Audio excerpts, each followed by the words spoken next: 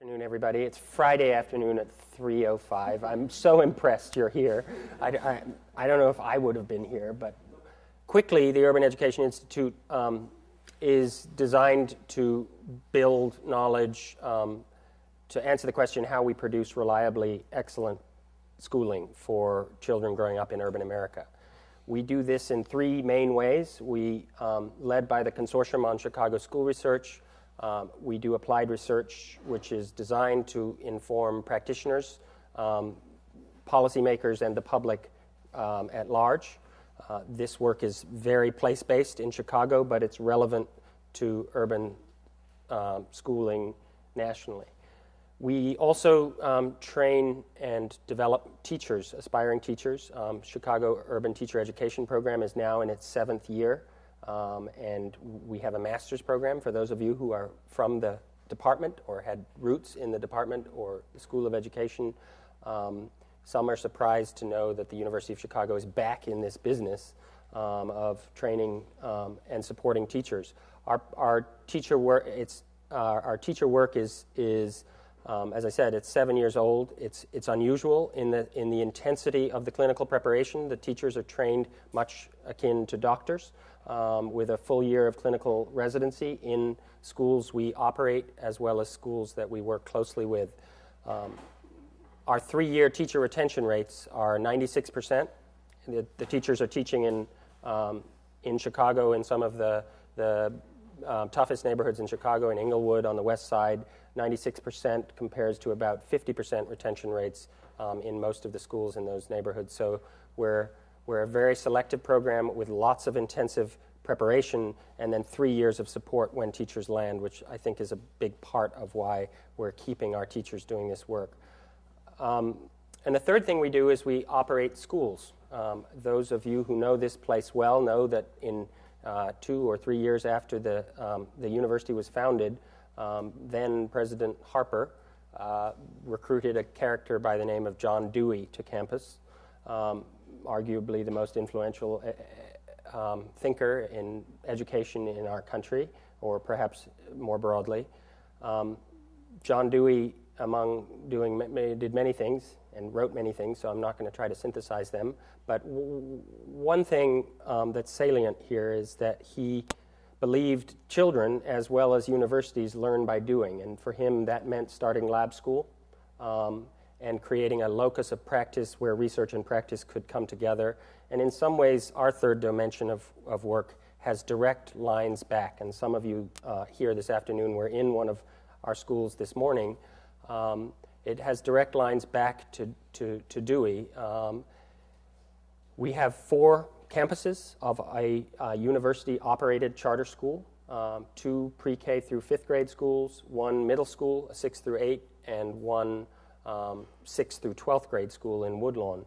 The schools serve children from across the South Side, almost 100% African American, approximately 80 to 85% below the poverty line. We have our first graduating class of seniors this next week. They're graduating from Rockefeller. 98% of the senior class has been accepted to college, which is truly remarkable when you know the statistics on the trajectory, particularly of African American kids in Chicago. So that's quickly a very brief summary of what UEI is and does. When UEI was founded in 2008 by the trustees and president, our challenge was to make our work, to influence the nation. So we have this very place-based work focused on knowledge creation, school development, and the development of people, teachers, teacher leaders, principals. But as we do it, we're thinking very hard about the manifestations of our work and the uses of our work nationally. No more useful product has emerged from UEI than the thing we're here to talk about today, in my view. There are 3 authors here of a book that came out in January called Organizing Schools for Improvement, which Elaine Allensworth, Stuart Luppescu, and Penny Sebring. The book how do I summarize the book? The book is a really, really important book for this field. It provides hard empirical evidence about what matters based on almost 20 years of research at the consortium that indicates what schools need to attend to if they are to make substantial progress for children who are growing up, to use Wilson's term, in truly disadvantaged neighborhoods. First and foremost, it says to us this is possible. If you attend to 5 essentials, which I won't elaborate on because you'll hear more about. The second thing that I think we don't talk about quite enough, and we'll have time for questions and discussion at the end of the presentation, is what to do with evidence like this. This evidence is really powerful. What the consortium is dedicated to is making evidence useful, really bringing it to practitioners and policymakers, as I said. And one of the things they had to do in order to build this evidentiary base was they had to build instruments that would assess schools' progress over time on the 5 essentials. So we now can measure where schools are on the road to these indicators that we know are highly predictive of improvement in children's lives. So we have tools now that can detect the changes in schools over time, which are, I think, so all to say, I think embedded here is a potentially very powerful tool that I hope, as we look forward, as UEI looks forward, we will make available to schools across the country. So with that, I'm going to introduce our panel. We're going to start with Penny, then turn to Elaine. Stuart, who is the chief psychometrician from the consortium. Penny is a co-founder of the consortium. Elaine directs all of our research at the consortium. And Tanika, I'm not doing sequence anymore because I'm not quite clear on what it is. Tanika Island-Smith is the director of the North Kenwood Oakland Charter School, and we wanted, because of the work we do, we wanted to inject into this conversation the voice of a practitioner so you could get a sense of how useful this kind of evidence is in terms of improving and informing practice. So with that, I'm going to turn it over to Penny. Okay, so there's going to be 3 parts to our panel. We're going to talk, the 3 of us are going to talk a little bit about our study. Then we're going to show you a little bit about the survey tool we use and that is available to all schools that participate in our survey. And then Tanika is an ardent consumer of our research, and she's going to show you some of her, just a very brief pictorial view of her results, and then and talk about how the school acted on those results, and then share some good news that she has about progress that their students are making. So first, let me say a little bit about the context of the study. And it goes back to 1988 when the state legislature passed a sweeping law for Chicago that created a drastic new set of school reforms. And what they did was to cap the size of the administrative center. They took resources and authority and transferred those to the schools. So it was a very strong decentralization reform. Each school got to elect their own local school council. Now we've got over 600 schools in Chicago, and not all of them, but most of them have local school councils, so there's lots of these. And these councils are made up primarily of parents and community members. So the law really lodged responsibility for change and reform in the school itself. In 1989, Chicago Public Schools came to Tony Breik, who is our founder, and asked whether the universities could get involved in evaluating this reform. They saw that it was just too complicated for them to do. They didn't have the objectivity, yet there were an enormous number of questions. There was a lot of confusion at that time. And so out of those discussions, we began the Consortium on Chicago School Research. And we're almost 20 years old. We'll be 20 years old next month. As we began our work, we saw that we had a really rare opportunity.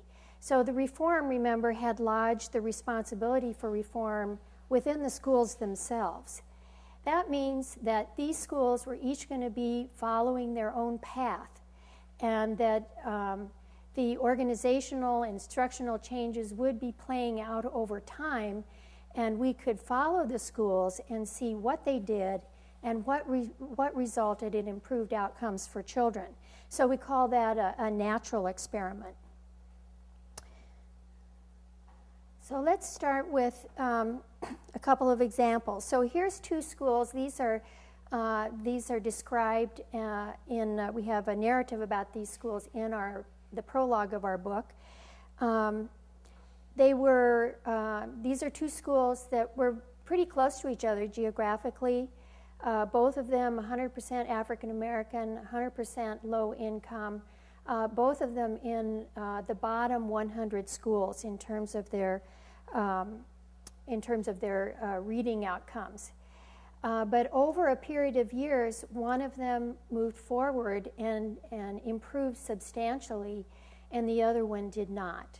So it starts to raise this question: why do two schools in virtually the same, very similar neighborhoods close by, why does one improve and the other one doesn't? And that's really illustrative of really another, one is kind of like one set of 100 schools and another is like the other set. So here we have, the blue line is 100 schools that in 1990 looked very, very similar to the other group, but they really took off over time. And they became substantially stronger in terms of their math outcomes. The other group, another 100 schools, did just the opposite, stayed the same or got a little bit worse. So again, it raised the question of how do we make sense of this tremendous variation? So that's what in fits and starts, we began our study of these issues. So let me share, and this is a picture of the book, and this is the culminating document of the study. So let's just start with our framework. And we developed this framework really with a lot of advice from practitioners and school reformers here in Chicago. Basically, our framework starts with, look at the classroom, what we call the classroom black box up there in the upper right-hand corner. And what's important about this is that how well learning occurs in the classroom doesn't just depend on the teacher in the classroom, but also depends on all these other aspects of the school organization. And so let's just look at some of these. First is school leadership. Which is in strong schools we found this is leadership that is strategic. It's focused on instruction, which is ultimately one of the most important things a school leader has to attend to. It's inclusive in that a strong leader will bring in other people to share the leadership work. And we can't lose track of a very basic fact that the leader has to be an effective manager. Secondly, parent-community ties. In strong schools, teachers are well aware of they know the families and their students, and they're aware of the culture, the local culture in their area, and they draw on that in their teaching. The staff reaches out to parents repeatedly to provide opportunities for them to come into the school, and the schools draw on community organizations. Both to provide more opportunity for their students and sometimes just to address some of the students' needs.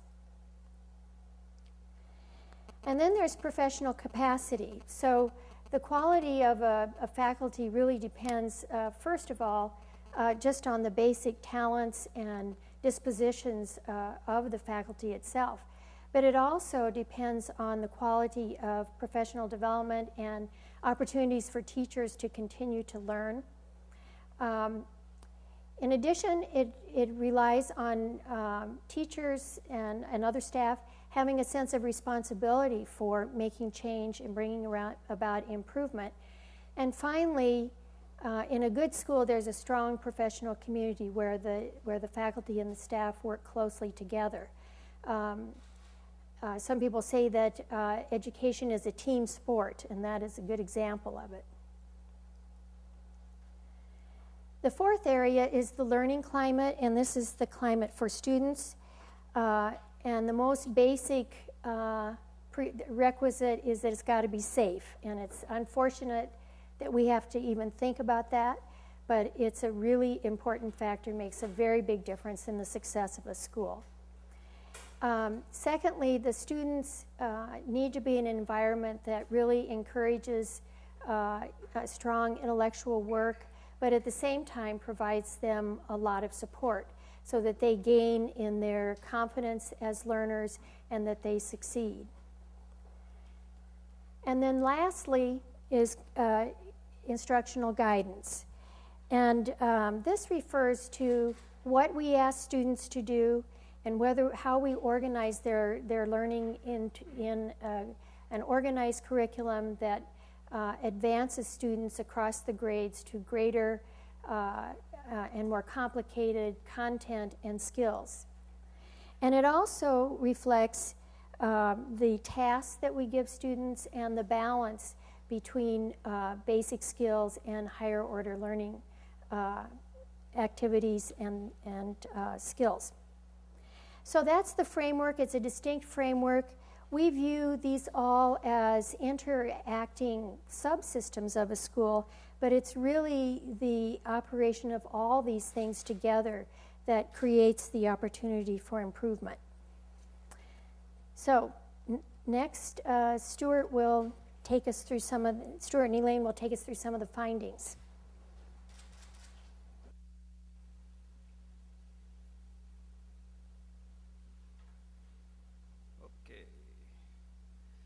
I'd like to tell you about some of the data resources that we drew on in order to do this study. First was student test scores. We had ITBS test scores for all the students in grades 1 through 8 from 1987 to 1996. We had surveys of teachers, students, and principals in the Chicago elementary schools from 1991 to 1997. Since 1997, we've given these surveys every other year. And we use the data that we get from these surveys in order to construct measures of various aspects of the essential supports. We also have data from the study of Chicago neighborhoods by sociologists at the University of Chicago and Harvard. We have crime statistics by Census Block Group, and also we have numbers of abused and neglected students in the Chicago public schools that Elaine will talk about the importance of that later. Okay, and the outcomes in our study are three. We have attendance trends, which are adjusted for changes in demographics. And then we have academic value added in math and reading that was constructed from the test scores. This we call our academic productivity indicator. It measures how much students are learning while they're under instruction in school, and also how much the learning was changing over time.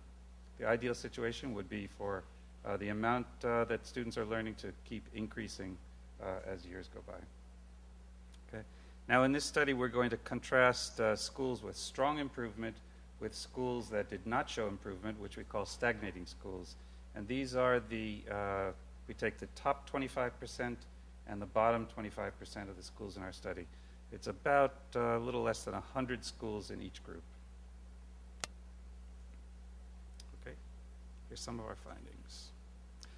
Now, first, we're going to look at the effect on these academic outcomes. That is, say, the reading in this section here. We're talking about improvements in reading and the relationship between various essential supports. The yellow bars here show the percent of schools that showed substantial academic improvement that were weak on each of these essential supports. See school leadership, parent involvement, work orientation, safety and order, curriculum alignment. You can see that these are pretty low. Since we're talking about the top and the bottom 25% of schools, the expectation would be, if there was no relationship between the essential supports and student learning, you would expect these bars all to be at 25%. But these are less than expected. Now the purple bars shows the percent of schools that improved that were strong on these essential supports. And you can see that these are way higher than the expected 25%. Schools that were weak on work orientation, only 9% of those showed substantial improvement in reading. And whereas schools that were strong on work orientation, 47% improved. That's a five times difference there. So we can see that it does seem to make a substantial effect. Now, as we looked at these data, we went beyond just looking at individual essential supports, especially since we conceive of this framework as being a system of interconnected supports. So we looked at combinations of some of these supports, and we were struck by the perhaps synergistic effect of the combination of some of these supports. And one of the ones that struck us most was the combination of adult cooperative relationships in the school and a focus on instruction. So in this slide, the purple bars are the percent of schools that substantially improved, and the yellow bars are the ones that are stagnant. So if we look at the pair of bars on the left there, see where it says strong work orientation and strong curricular alignment. Those are schools that had both. They were strong in both work orientation and curricular alignment. In those schools, 67% improved and only 5% were stagnant. That's a ratio of about 13 times. All right, so we just focused on this one pair of bars on the left, work orientation, strong curricular alignment, relationship to improvement in reading, right? But there are many other similar types of combinations that relate to both reading and math. And after looking at all these, we had a very strong conviction that these essential supports do function as a unified system that was very important for improvement. Okay. We also looked at the relationship between the essential supports and attendance trends. And this particular combination struck us. It was the combination of instruction and safety and order. So you can see the middle bars and the bars on the left. That's actually two bars there. The purple bar there has a 0 height. I don't know if you can call that a bar or what, but that's a problem for geometers to consider, I think.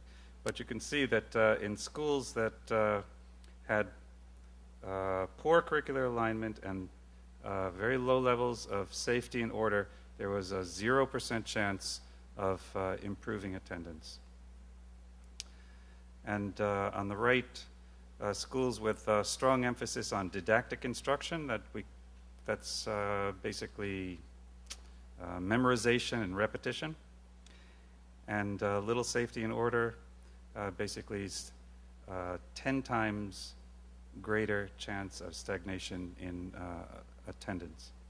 Now the majority of the work that we describe in the book was from data that was collected between about 1990 and 1996, but we've continued to validate the framework on data that we've collected since then as well. And we have found in other studies between 1997 and 2005 that strength in the essential supports is related to improvement as well as an increase in the strength of essential supports also associated with academic improvement. So it's not just that one particular period that we're talking about. This is a much more general phenomenon. Okay, Elaine?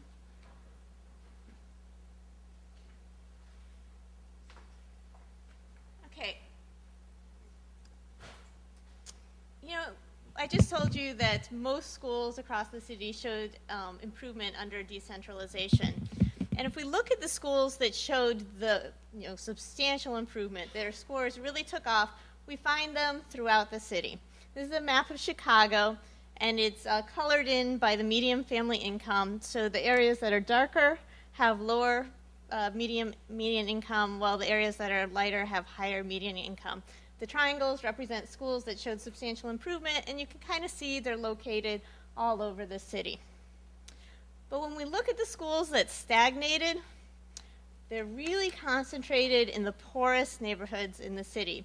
Not only that, this is a map of economic status or of median family income. They're concentrated in the most African American areas of the city. So obviously there's something going on. Penny, talked about the era of decentralization. The theory behind decentralization was that all communities have resources that they can put behind their local schools, right?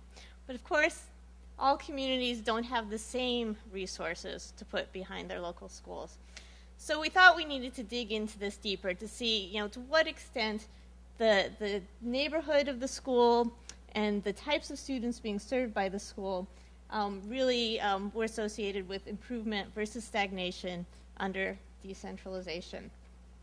Now, the first thing we realized is we couldn't use really basic indicators of economic status. Most people will look at something like the percentage of students on free and reduced lunch in a school. But in a system like Chicago, 85% of students receive free or reduced lunch. It doesn't tell us anything. So we dug in deeper. We got all the data that we could on students' neighborhoods.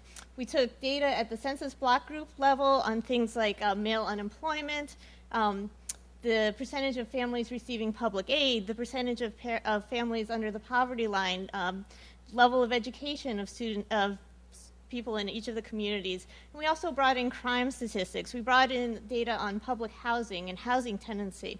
And we put together a comprehensive indicator for each census block group in the city of the economic conditions in that community. And then we looked at, for each school, what neighborhoods were students coming from, and developed a much more nuanced indicator of the economic status of the community that was served by each school. So that's the first thing we did. So we have this nuanced indicator of economic status. We then split that up by school racial composition. And that's what I'm going to show you here. Now, if you look at the very top chart here, this chart shows you the number of schools, the number of African American schools that are predominantly African American by their economic composition based on that indicator that I just talked about. If you look at the far right-hand side of that chart, you'll see there were 8 predominantly African American schools that serve students coming from the more affluent neighborhoods that students come from in the public schools in Chicago. Okay? But there are also 20 predominantly African American schools coming from the absolutely most impoverished neighborhoods in Chicago.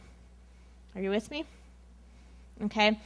If you look only at African American schools, schools that are 85% or more African American, you see they span the spectrum in terms of the economic status of the neighborhoods that they serve, from the most affluent to the least affluent. But those are the only schools that make that span. If we now look at schools that serve any other racial composition, we see a much narrower band. So if you go down one chart, now we're looking at schools that are predominantly minority. So they're 85% mixed Latino and African American. We see a much narrower band. We don't have any of the really affluent schools, but we don't have any of the really impoverished schools. Now go down one more chart, and we're looking only at schools that predominantly serve Latino students. So they're 85% or more Latino. Now we're looking at a really narrow band. So all of our predominantly Latino schools are serving students that are in the mid-range in terms of economic status, right? These are students coming from working poor neighborhoods, okay? They're not coming from the most impoverished neighborhoods, but they're not coming from the most affluent neighborhoods. And there's not really any diversity in economic status among our Latino schools. The bottom two charts show schools that have some percentage of white or Asian students. All of these schools, pretty much, are located in the upper end of the economic spectrum, right? There are a couple schools in the bottom that seem like they have average or below average economic status. Those are two schools that are about half Asian and half African American. One of them's in Chinatown, okay? So they're kind of exceptions to the rule. So basically, once you know the the racial composition of a school in Chicago, unless it's an African American school, you also know the economic composition of that school. So it doesn't make sense to separate out the two, right? We can just say this is an integrated school, and we know that it's a more advantaged school economically. And so when we started to look into the relationships of who was being served by the schools and whether the schools improved or stagnated, we divided them up based on their racial composition, and we only divided them up based on economic composition if they were an African American school. Okay. And we came out with these categories here. There are schools we call truly disadvantaged, and those are the schools that are nearly 100% African American that were in the far left on the top. You see, there are no schools that are in the very bottom economically except for African American schools, unless they're African American schools. So we call those truly disadvantaged. The next bunch up in terms of the African American school, we say they're African American low SES, and those African American schools that serve above average, neighborhoods of above average affluence, we call moderate SES. And then we have the different racial categorizations here. Okay, I'm not going to go through all this. Let's look at the percentage of low-income students in each of these types of schools. In the truly disadvantaged schools, 96% of the students receive free or reduced lunch. Not surprising. But look at the racially integrated schools. Can you see that from there? 70% of the students in the most affluent schools in CPS, what we call racially integrated, still are receiving free or reduced lunch. So what we consider an affluent school in Chicago would be considered probably one of the most disadvantaged schools in many, many other places, right? We're not talking about an affluent school district. Okay. But let's look at how different these schools are. All of these are low-income minority schools, basically. But look at how different they are. If you look at the percentage of families below the poverty line in the residential neighborhoods where the students come from, in the truly disadvantaged schools, 70% of the families in their neighborhoods are below the poverty line. If you compare that to the one category up, half as many families are below the poverty line in those communities. They're still African American schools, they're still 90% free or reduced lunch, but the poverty levels are much less extreme. And then compare that on the far right to the racially integrated schools, where only 7% of families in the residential block groups are below the poverty line. Very different communities. Same thing if you look at median family income, where the truly disadvantaged schools, borrowing William Julius Wilson's term, are very different than all other schools. Okay, so now let's look at whether schools improved or stagnated based on these categorizations. First, let's look at stagnation. If you look at the truly disadvantaged schools, almost half of them stagnated during this time period. Remember, 25% is the expected. In comparison, only 9% of the racially integrated schools stagnated. So we just see this very strong relationship. And then we see the opposite relationship, although it's not quite as strong, with substantial improvement. Okay. So the very, very low-income African-American schools were the least likely to improve. You know what? That's not shocking news. I think we've heard this over and over again. It's sad, but it's not surprising. we felt we needed to go deeper, right? That's not enough. Why aren't these schools improving? Why do these strong relationships exist? Well, as Stuart mentioned, we were lucky enough to have all kinds of data on Chicago communities. And so we could go deeper, right, and try to figure out what is it that makes these school communities different so that they would be less likely to improve, especially under decentralization, where all communities are supposed to have resources to get behind their local schools. Of course, they have different financial resources, but they also have different social resources. So one of the things we looked at was the degree of bonding social capital in the communities. And that's the degree to which people in the community get together, they have relationships, so they can work together to solve community problems, to improve their community. And that's what you need in a local school council, right? So we had indicators of the degree of collective efficacy in the communities. That's how much that's the degree to which people in the communities got together to solve problems and work together. The degree of religious participation in the communities, and we included this because there's a lot of research that says that religious organizations are one of the main players in terms of getting people together to improve their communities. And we also had crime statistics from the Chicago Police Department, and crime is kind of like anti-social capital, because the more there's crime in the community, the less people want to leave their houses, the less people want to get to know their neighbors. Right? We also had an indicator of bridging social capital, and that's the degree to which people have contacts with others in other neighborhoods. And then we also started to realize that some schools served a large number of students that were living under extraordinary difficult circumstances. They were not living with family. They had histories of abuse and neglect. And if you think about it, the extraordinary needs that students bring to schools and the amount of care that teachers are going to need to help students through these difficult issues, when you start concentrating lots and lots of students with these extraordinary needs together, it's going to take a toll on instruction, right? It's going to be more demanding for teachers. So we started looking at what are the relationships of these things with school improvement, and do they explain the differences by race and economic status? And you know what? They do. But do they explain it because because when you have all these issues, it's hard to develop the essential supports, or do they explain it because the essential supports only matter in certain kinds of situations or certain kinds of schools? And the answer is they matter because it's very unlikely that a school is going to develop strong internal supports if it has weak external supports and if it's dealing with a lot of students with extraordinary needs. Okay. This chart shows you the percentage of schools with strong essential supports, meaning they were strong on 3 out of the 5 areas. That's how we say it's strong if they're strong in 3 out of 5. Based on whether they were in a community with low religious participation versus a community with high religious participation or collective efficacy or outside connections.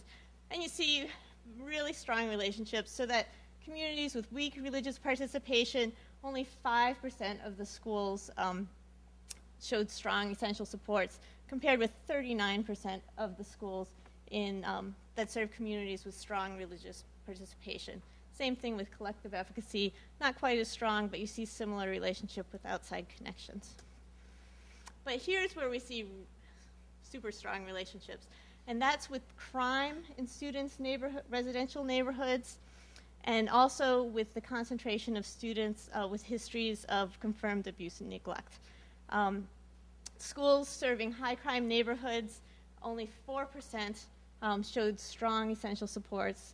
In schools serving large percentages of students with histories of abuse or neglect, and by large I mean about a quarter of the students in the school, only 2% showed strong essential supports.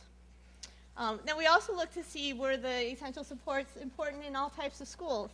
And I'm not going to show you those analyses because it would take too long to explain, but what we found was that in disadvantaged communities, those are communities that have weak social capital, schools need robust essential support practices to improve student learning.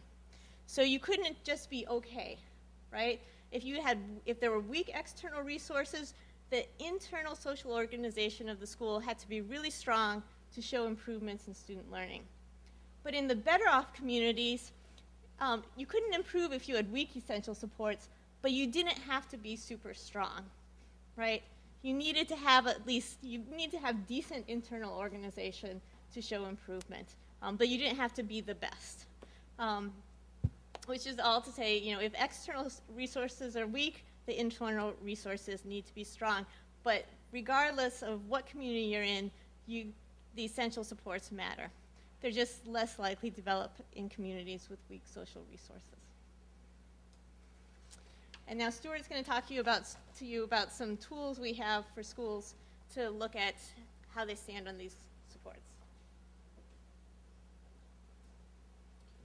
Okay. Tim mentioned to you before about one of the guiding principles of the consortium is to provide research that's useful to practitioners. And every year when we give surveys, we also give back to each school that participated a written report showing their results. And this past year, 2009, we have made these reports online, dynamic, and interactive on the web. And I'm going to show you a little bit of an example of what the school. So the first slide that you see is an overall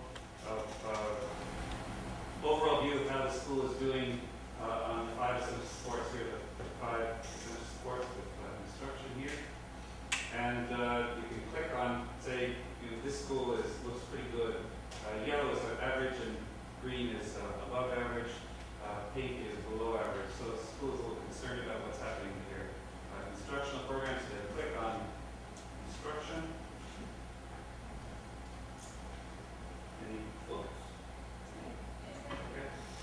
So you get a little more detail. So this shows you the different survey measures that go into the instruction fundamental or essential support. So this school perhaps is interested in the academic engagement of the students in the school. So you click on this little box here.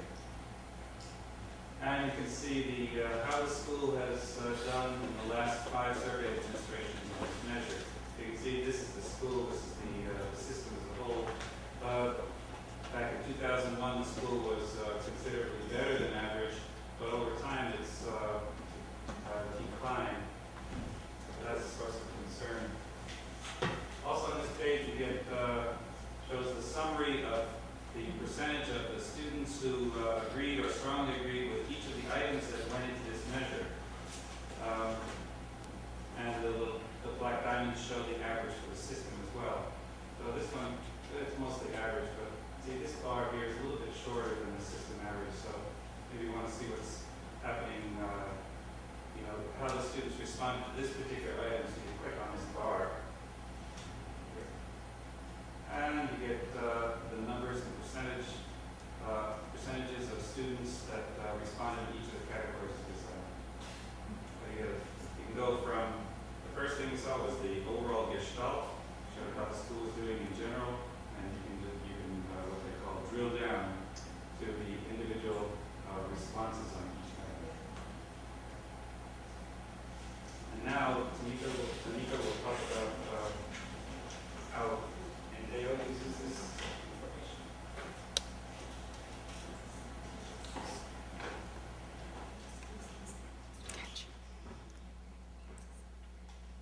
Hi. What you see here actually reflects my first year as the school leader at NKO, and we were extremely proud of all of the green that you see represented in shared leadership and instructional leadership, trust, and professional capacity. We were extremely proud because it was first year with new leadership, and with change, it's hard. We were making lots of instructional changes, but we were also interested in shifting the teaching culture in the building, as well as the culture that the students were experiencing. So as a result of that, we were having lots of difficult conversations about teaching beliefs and what you believe about the students that you serve, because it will ultimately impact how you design instruction, and what you do with the data presented to you about your students and the decisions that you will make around their instruction and how you would deliver it on a daily basis. As a leadership team, we took this data and did the deep dive. We went in and looked at all of the questions and talked about what the strengths and what we did to garner these results, what habits we needed to maintain, or if there were things that we needed to change. So very proud again of the instructional leadership and professional capacity, but one shining thing that came through in professional capacity and in instructional leadership was what we did with data and some of the new systems that we rolled out last year. So I'll share a little bit about our use of data with respect to literacy. We use what's called the STEP literacy assessment tool, which was developed by researchers at the University of Chicago. It's a one-on-one assessment that is administered 3 times a year by the teachers, and it's individualized and happens in November and March and again in June. The assessment for us yields real-time data on a student's strengths and area of academic needs. So it allows teachers to redesign instruction throughout the year instead of waiting for results from an ISAT test, let's say. Yes. So this teacher sits with a student, gives them a book that basically is at their reading level. And depending on whether they're in kindergarten or in 5th grade, the student may read aloud. And if they're reading aloud, then the teacher is taking a miscue analysis and listening for errors and whether those errors are going to alter the comprehension. And if that student's in 5th grade, then the student reads silently, comes back, and answers a series of questions related to the text or writes to questions as well. As young as 2nd grade, our students actually still have a comprehension conversation, but then do write answers to questions about the text. And then once that assessment is scored, we then know obstacles that the student either needs to overcome to get to the next level, or they achieve that particular step and move on to the next level. And so we keep pushing them. And let me rewind just a minute. We expect our students to grow at least 3 steps every year. So in November, when they take the assessment, we want to see 1 step growth, again in March, and then again in June. We love a minimum of 4 steps, but the bare bones is 3. So again, this provides real-time data throughout the course of the year for the teachers to use. We are fortunate to have literacy coordinators that support primary teachers and intermediate teachers that review this data. They look for trends and give this information back to the teachers to help design instruction. The teachers then revise the instruction to support the needs of the student. We have what's called guided reading groups that are small instructional reading groups, and the teachers are consistently refining what that instruction is going to look like to move that band of students. And then the teachers also meet individually with myself and with their literacy coordinators and write up instructional plans for each student. So we call them action plans, where they chart out, this is the student's strengths, here are their needs, and here's what I'm going to do as a teacher to help them overcome the obstacles they need to overcome to get to the next step level. Our teachers work an extended day. They are there from 8 to 4:30 to provide time during the day and after school for grade level planning or planning time with their literacy coordinators, but we also build in to their school day, their teaching day, time to work with their grade level partners or to meet vertically with other literacy teachers as well. So we try to build it in, but they do work an extended day, so they have time after school for a lot of professional development and planning as well. Yes, we typically hire teachers that have taught for 3 to 5 years, and we are looking for a certain skill set when they come to us. But oftentimes that's not the case, but they have enough of what we do need and can train them. Our primary literacy and intermediate literacy coordinator run a lot of our professional development, and we'll do crash courses before the school year begins, on things that we need to get them caught up to speed on. So here's a look at NKO, our STEP data over time. So you can see, looking at the spring, which represents June, again, where students are at the end of each year. And you can also track them by cohort, which, of course, is most interesting to me is that very bottom number is just our STEP. Leslie is another assessment we use 3rd to 5th. of our school-wide average. So you can see we're on the right trajectory here, but it's been a work in progress.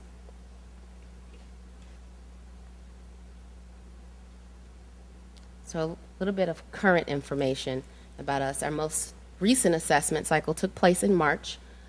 So 77% of our kindergarten through second grade students were at or above the March benchmark. And last year that number was 79%, and then 2 years ago it was 66%. So we're proud of the growth there, and we do like to attribute this growth to just our concentrated and very intentional use of data and how we're talking about it and redesigning instruction. Third through fifth grade, 86% of our third through fifth grade students are at or above, and this is our highest percentage of students at this benchmark to date. In the 08-09 school year, that was 53%, and then again 2 years ago, 39%. So very proud. Again, coming back to, it's really important that each student in our school make a minimum move of one step. So we would like for this to say 100%, you know, every year, but we're not there yet, but getting closer. And that's third through fifth. And then, of course, we're most proud right now, as a school, our 310 students, 82% of all of our students right now, kindergarten through fifth, are at or above the benchmark.